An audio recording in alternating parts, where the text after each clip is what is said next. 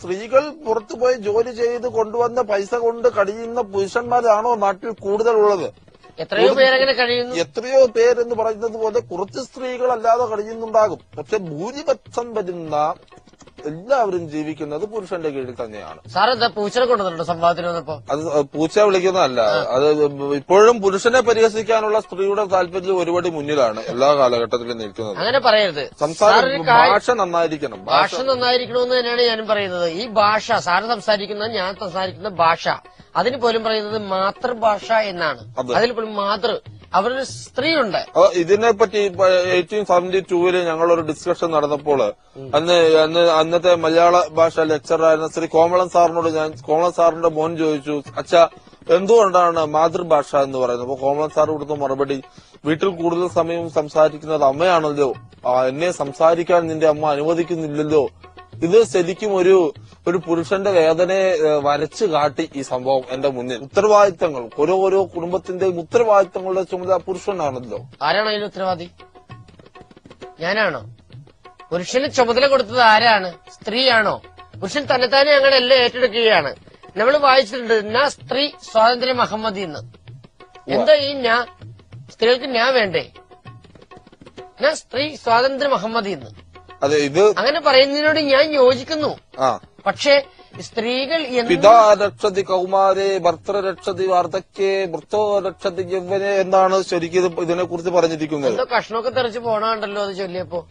അത് ഞാൻ ഒരിക്കൽ 2-3 പ്രാവശ്യം പറഞ്ഞു കഴിഞ്ഞു, പരിഹാസം എന്ന് പറയുന്നത് വലിയ കാര്യമല്ല. നിങ്ങളുടെയും ചുണ്ട ഇടയ്ക്കിടയ്ക്ക് സൺഷെയ്ഡ് ഓടുന്ന പോലെ ഒരു സൈഡിലോട്ട് ഓടുന്നത് ഞാൻ കാണുന്നുണ്ട്. പക്ഷെ ഞാൻ ഇതിനെ പരിഹസിക്കാൻ നിൽക്കുന്നില്ല. നിങ്ങളൊരു സാധനം മനസ്സിലാക്കണം സാറേ, പുരുഷൻ സാറേ, ഈ സ്ത്രീ ഏറ്റെടുക്കുന്ന ഉത്തരവാദിത്വം എന്ന് പറയുന്നത് ഏറ്റവും വലിയ ഉത്തരവാദിത്വം ഏറ്റെടുക്കുന്നത് സ്ത്രീകളാണ്. അത് തീർത്തും ബാലിശമായ ഒരു പ്രസ്താവനയാണ്. അല്ല, ഇപ്പം മുമ്പ് സംസാരിച്ച പ്രസവം എന്ന ഉത്തരവാദിത്വം ഏറ്റെടുക്കുന്നത് ആരാ? സ്ത്രീയല്ലേ? പ്രസവം എന്ന ഉത്തരവാദിത്വം ഏറ്റെടുക്കുന്നത് സ്ത്രീയാണോ എന്ന് എനിക്കറിയില്ല. എന്തായാലും പ്രസവം കഴിയുമ്പം ഇതിന്റെയൊക്കെ ഉത്തരവാദിത്വം ആരേറ്റെടുക്കും എന്ന് പറയുന്ന ഒരു ചർച്ച പലയിടത്തും നടന്നു കാണാറുണ്ട്. പല സ്ത്രീകൾക്കിടയിലും ഞാനിത് നടന്നു കാണാറുണ്ട്. പ്രത്യേകിച്ച് നിങ്ങളെപ്പോലുള്ള സ്ത്രീകളുടെ ഇതിനെക്കുറിച്ച് ചിന്തിച്ചും കേൾക്കാറുണ്ട്. ഇത് ഒരു സ്ത്രീയും ഒറ്റയ്ക്കല്ല പ്രസവിക്കുന്നത്, പുരുഷന്റെ ഒരു സഹായം ഇതിന്റെ മുന്നിലുണ്ട്. ഞാനൊക്കെ ഒരുപാട് പേരെ സഹായിച്ചിട്ടുള്ളതാണ് ഈ കാര്യത്തിൽ. അവരിപ്പോൾ തിരിഞ്ഞു നോക്കുന്നില്ല എന്നെ. പക്ഷെ ഞാനൊരു കാര്യം പറയാം, ഈ പറയുന്ന സ്ത്രീ എന്ന് പറയുന്ന സ്ത്രീക്ക് എന്തോരം സഹനശക്തി വേണം, എന്തിനും വേദന അവൾ ഒരു ജീവിതത്തിൽ അനുഭവിക്കുന്നു. പുരുഷന്റെ വേദന ആര് കാണുന്നു? എന്തിന്റെ വേദനയാ പുരുഷന്? സ്ത്രീ അനുഭവിക്കുന്നതിന്റെ പകുതി വേദന അനുഭവിക്കുന്നോ? ഒരു പെൺകുട്ടി ജനിച്ചു കഴിഞ്ഞാൽ അപ്പോൾ തുടങ്ങി ഈ മാതാവിന് അവളെ കുറിച്ചിട്ടുള്ള വേദനയാണ്. എന്തിന്റെ വേദന? കല്യാണം കഴിച്ചു കൊടുത്താൽ വേദന മാറുന്നില്ല. കല്യാണം കഴിച്ചിട്ട് അവൾക്കൊരു ഇവിടെ പുരുഷധനം എന്നൊരു ധനമുണ്ടോ? സ്ത്രീധനം എന്നല്ലേ പറയുന്നത്? ഈ പുരുഷൻ യുദ്ധക്കളങ്ങളിൽ പണ്ട് മുതൽ 1921 റഷ്യൻ വിപ്ലവം, 2ാം ലോക മഹായുദ്ധം, ഇതിലെല്ലാം മരിച്ചതിൽ കൂടുതലും പടയാളികളായി മുന്നിട്ടിറങ്ങുന്നത് പുരുഷന്മാരാണ്. സ്ത്രീകളെ പട്ടാളത്തിൽ അവർ പോയി ചെയ്യുന്നില്ല. അത് വിളിച്ചു നോക്കൂ. ഹലോ, എന്റെ പേര് സാജൻ. സാജൻ എവിടുന്നാ വിളിക്കുന്നത്? ഏതാ? ഞാൻ തൃശ്ശൂരിൽ നിന്ന്. സ്ത്രീയാണോ പുരുഷനാണോ ഏറ്റവും വലിയത്? തീർച്ചയായിട്ടും സ്ത്രീയാണ്. സാജൻ ഒരു പുരുഷനല്ലേ? പറഞ്ഞോളൂ. സാജൻ പുരുഷനല്ലേ? ഞാൻ പുരുഷനാണ്. പുരുഷനായ സാജൻ എങ്ങനെ സ്ത്രീയെ പിന്താങ്ങുന്നു? അതായത് സ്ത്രീ ഇല്ലാതെ പുരുഷൻ ഉണ്ടാവില്ലല്ലോ, പുരുഷനില്ലാതെ സ്ത്രീ ഉണ്ടാവില്ലല്ലോ. അങ്ങനെയല്ല, അങ്ങനെയാണ്. സ്ത്രീ വിചാരിച്ചു കഴിഞ്ഞാൽ എന്താ പറയാ, ഭൂമിയില് ജനങ്ങളെ ഇല്ലാതാവും. അപ്പൊ പുരുഷൻ വിചാരിച്ചാലോ? പുരുഷൻ സ്ത്രീ ഉള്ളതുകൊണ്ട് പുരുഷൻ വിചാരിക്കുമല്ലോ. അല്ല, സ്ത്രീയും പുരുഷനും ഒരു നാണയത്തിന്റെ 2 വശങ്ങളാണ്. സാജൻ അതിന്റെ വക്കാണ്. ശരിക്കും ഇപ്പോൾ കുട്ടികളുണ്ടോ? കുട്ടി വിവാഹം കഴിഞ്ഞ് ഒരു കൊച്ചുകുട്ടിയുണ്ട്. 7 മാസമുള്ള ഒരു കൊച്ചു മോനുണ്ട്. അപ്പൊ ഈ കുട്ടിയെ നോക്കുന്നത് ഭാര്യയാണോ ഭർത്താവാണോ? ഏതാണ്? ഈ കുട്ടിയെ നോക്കുന്നത് ഭാര്യയാണോ ഭർത്താവാണോ? ഭാര്യയാണ് നോക്കുന്നത്. നോക്കിയല്ല ഞാൻ ഈ കുട്ടിയെ കുളിപ്പിക്കുക, പൊട്ട് തൊടിക്കുക, അത് ഭാര്യയാണ്, തീർച്ചയായിട്ടും ഭാര്യയാണ്. അതുകൊണ്ടാണ് താങ്കൾ സ്ത്രീയാണ് പ്രാധാന്യം എന്ന് പറയുന്നത്.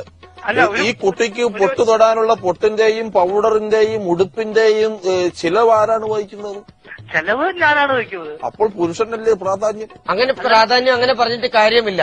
ഈ കുട്ടി എന്ന് പറഞ്ഞാൽ ചെറിയ കുട്ടിയാണ്. ഈ ചെറിയ കുട്ടീനെ ഒക്കത്തെടുത്ത് കഴിയുമ്പോ അത് ഇച്ചി മുള്ളുമ്പോഴേ അതിന്റെ വിഷമം അറിയാൻ പറ്റുള്ളൂ പുരുഷന്മാർക്ക്. പുരുഷനെ എന്ത് ചെയ്താലും കുട്ടികൾ ഒരു വലിയ ആണി വെച്ച് പുരുഷനെ കുത്തുന്നു, അല്ലെങ്കിൽ ഉറങ്ങിക്കിടക്കുന്ന പുരുഷന്റെ മേത്തൂടെ കളിപ്പാട്ടത്തിന്റെ പാണ്ടിലോറി ഓടിക്കുന്നു. അതിന്റെ വേദനയൊക്കെ പുരുഷന് വേറൊന്നും അറിയില്ല. ഇത് ഞാൻ പറയുന്നത്, ഞാൻ ഒരു കുട്ടിയുടെ അമ്മയാണ്, ഒരു കൊച്ചു കുട്ടിയുടെ അമ്മയാണ്. ഞാൻ എന്റെ ഭർത്താവിനോട് ഇതുപോലെ തന്നെ പറഞ്ഞു, കുട്ടിക്ക് കഴിക്കാനായിട്ട് പുല്ല് കൊണ്ടുവരുമെന്ന് പറഞ്ഞു. ഭർത്താവ് വലിയ വാളൂരാൻ പുല്ലുമായിട്ട് വന്നിരിക്കുക, 2 കെട്ട് പുല്ല്, പശുവിന് കൊടുക്കുന്ന പുല്ലൊക്കെ ആയിട്ട് വന്നിരിക്കുക. സ്ത്രീക്ക് അർഹമായ പരിഗണനകൾ എല്ലായിടത്തും കൊടുക്കുക. സ്ത്രീ എത്ര മണിക്ക് എവിടെ പോയി എങ്ങനെ വരുന്നു എന്നുള്ളത് നമ്മളെ പുരുഷന്മാരെ അറിയേണ്ട കാര്യമില്ല. അവര് പോകുന്നത് അല്ല, അങ്ങനെയല്ല. നമ്മൾക്കൊരു സ്വാതന്ത്ര്യമുണ്ടെങ്കിൽ ആ സ്വാതന്ത്ര്യം നമ്മൾ എടുക്കുകയാണ്. അല്ലാതെ നമ്മള് ഈ പുരുഷ